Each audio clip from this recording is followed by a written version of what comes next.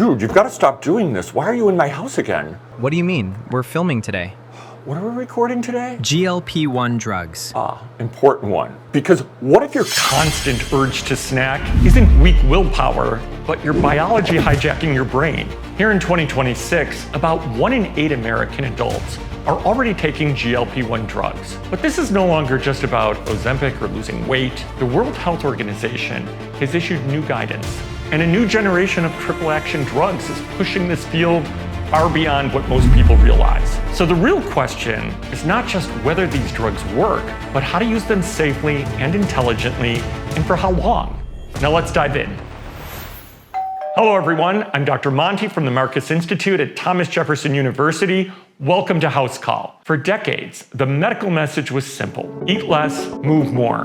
But achieving it was not so simple, especially the eat less part. And there are a lot of reasons for that, perhaps the biggest being our food supply.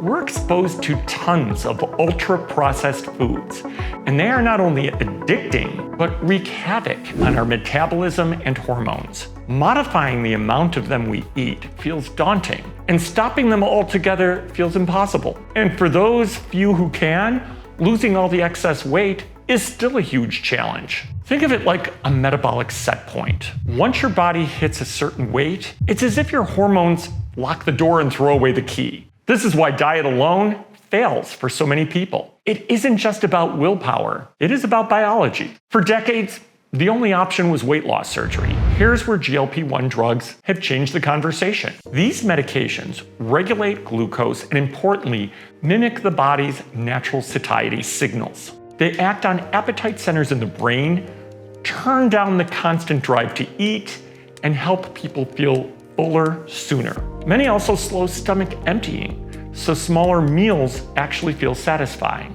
In other words, these drugs do not simply help people try harder. They help correct a biology that has been pushing in the opposite direction. And these are not small effects.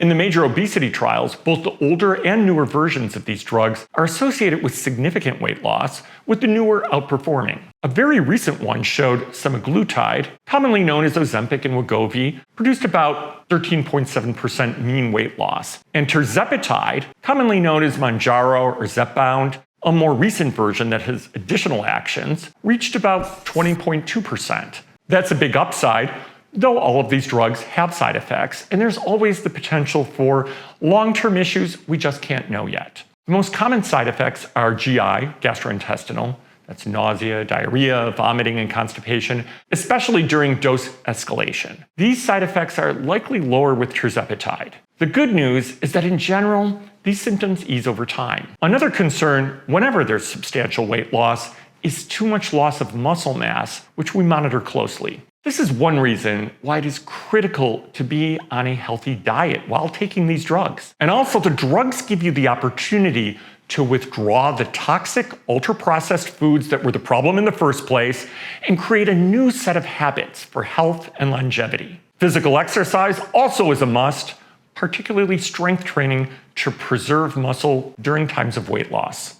In my practice, I've seen these medications work as a bridge, helping patients escape a metabolic trap that diet and exercise alone often could not overcome. But if you treat them like magic and ignore sleep, strength training, protein intake, and long-term behavior change, then you're only renting your weight loss and you don't own it. Now we have a deeper insight into what these drugs are doing, which is why it is important not to miss the critical opportunity to reboot diet quality while on them. The most common thing I hear from patients we put on these medications is that their preoccupation with food dampens significantly. That constant mental pull towards food, the planning, the bargaining, the distraction, is what many people now call food noise. And in 2025, researchers began to get a clearer window into what that looks like in the brain, not just hunger, but persistent reactivity to food cues and reward pathways that keep food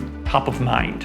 Emerging research suggests GLP-1s dampen this overactive signaling in circuits like the reward, craving, and food preoccupation. Recent research is showing early signals that these medications may help quiet other kinds of cravings as well. In alcohol use disorder, semaglutide has already shown reductions in cravings and some drinking outcomes in a randomized clinical trial. But here I want to be careful. This does not mean GLP-1 drugs are approved addiction treatments. It means the science is promising and still evolving. So where does this field go next? In 2026, the story is moving in two directions at once: more power and more convenience. On the power side, we now have triple-agonist drugs like retatrutide, an investigational therapy that targets GLP-1, GIP, and glucagon all at the same time. And the results have been striking. In one late-stage trial released in 2025, patients with obesity and knee osteoarthritis lost up to 28% of their body weight over 68 weeks. That is approaching the kind of weight loss we used to associate mainly with bariatric surgery. On the convenience side, this field is no longer limited to injections. Semaglutide in pill form has now launched in the US, giving patients a first oral GLP-1 option for weight management. And others that are in clinical trials may soon follow. But broader access does not mean these drugs are casual. Both semaglutide and tirzepatide carry a boxed warning about thyroid C-cell tumors seen in animals, and their labels also warn clinicians to watch for problems like pancreatitis, gallbladder disease, and dehydration-related kidney injury. But this is exactly where I want to slow down, because when these drugs become more powerful and easier to take, the real question is no longer just how much weight can you lose, it is what kind of weight are you losing, how fast are you losing it, and what are you doing to protect your muscles, your metabolism, and your long-term health. Other interesting developments with these drugs is their potential value in treating things beyond diabetes and obesity. For the heart, the story is already bigger than many people realize. Recent studies have shown benefits for atherosclerotic coronary artery disease, leading to an FDA-approved indication for cardiovascular risk reduction in obesity. The liver is another place where the story has moved fast. A study published in the New England Journal of Medicine last year showed in patients with MASH, which is advanced fatty liver disease, and moderate or advanced liver fibrosis, once-weekly semaglutide at a dose of 2.4 milligrams improved the status of the liver. And then there is fertility, what social media has nicknamed Ozempic babies. I'd be careful with that phrase because these medications are not fertility drugs. But the underlying reason people are talking about it is real enough. When body weight, insulin resistance, and ovulatory dysfunction improve, some women, especially those with PCOS, may begin ovulating more regularly. So the lesson here is not that just GLP-1 drugs are miracle infertility treatments. It is that when you improve the metabolic core, multiple systems can respond. It's important to note that these medications are not recommended during pregnancy, and if you're planning to conceive, that needs to be part of the conversation from the beginning. With semaglutide, product labeling recommends stopping at least 2 months before a planned pregnancy, and with tirzepatide, oral birth control may be less reliable after starting therapy or increasing the dose, which means patients may need backup contraception. That is why pregnancy planning has to be part of the conversation upfront, not as an afterthought. The biggest question I hear is, do I have to stay on this forever? And the honest answer is, we're still figuring out ideal timing for these drugs across various groups. For significant weight loss, real obesity, based on available evidence, I tell people to think about a 1-year commitment to start. And there must also be a commitment to the rest of our integrative lifestyle plans, such as diet, exercise with strength training. And obesity really is a chronic disease. We notice in our practice when the medication is stopped abruptly, weight regain is common. In one major semaglutide follow-up study, participants regained about 2/3 of the weight that they lost within a year after stopping treatment. This underscores the importance of creating a new relationship with food and food choices during treatment. This is one reason the WHO now frames GLP-1 therapy as part of long-term obesity care, paired with behavioral support, not as a short-term cosmetic fix. For some people, that may mean ongoing maintenance therapy at the lowest effective dose. For others, it may mean a structured step-down plan with close monitoring, careful dose adjustments, and a much stronger emphasis on resistance training, protein intake, sleep, and eating patterns that they had before treatment ever began. The key is this: while the biology is quieter from the drugs, you build the habits that can carry you later. That is the window of opportunity. The medication helps many people lose weight, and that in itself has real health benefits that should not be minimized. But for me, it's a missed opportunity if you just lose weight by just eating less of the same bad food. The medicine can reduce appetite and food noise while you're taking it, but it cannot go to the gym for you. It cannot protect your metabolism if you are under-eating protein while continuing to eat addictive, ultra-processed foods. So success is not just hitting a lower number on the scale. Success is being able to sustain better health, whether that involves staying on treatment, stepping down carefully, or transitioning into a long-term maintenance plan with your physician. That is how you turn short-term weight loss into durable metabolic health. Now it's that time while we're filming, the production crew writes me questions on Post-it notes, and here's my first time seeing them. First one.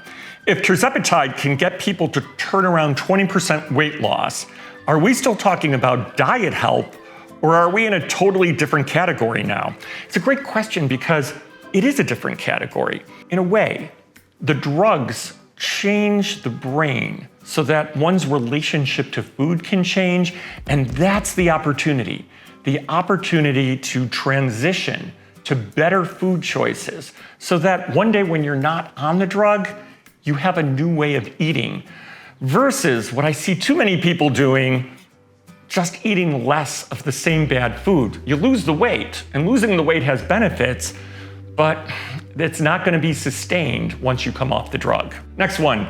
If GLP-1s quiet the food noise, what am I supposed to think about all day? Do I actually have to start focusing on my job and my midlife crisis instead of pizza? Well, yes. The point is that you get to focus on whatever you want, and I hope it is on things that are productive. Next one. Be honest. When you see a patient who lost 30 pounds on Ozempic, but still eat ultra-processed junk, do you want to give them a hug or a mini lecture on type 4 diabetes? Probably a little of both. I have compassion for people who are addicted to their foods, but I really want to use this opportunity while they're on the drugs to get them off them. You mentioned muscle loss during rapid weight loss. So if someone is getting lighter but weaker, are they getting healthier or not? Not so much, because if you lose too much muscle mass, you're not doing yourself any favors. And that's why you've got to do this thoughtfully. What you eat, making sure you have adequate protein, making sure that you're eating a lower inflammatory diet, and moving your muscles and exercising your muscles are so important, because losing a whole bunch of weight unhealthfully isn't doing you any favors. So that's today's video. If you found this helpful, please hit the button below and subscribe for weekly science-backed clarity. Let me know in the chat other topics you'd like me to cover. And with that, this is House Call, and I'm Dr. Dan Monti. Until next time, be sharp and be well.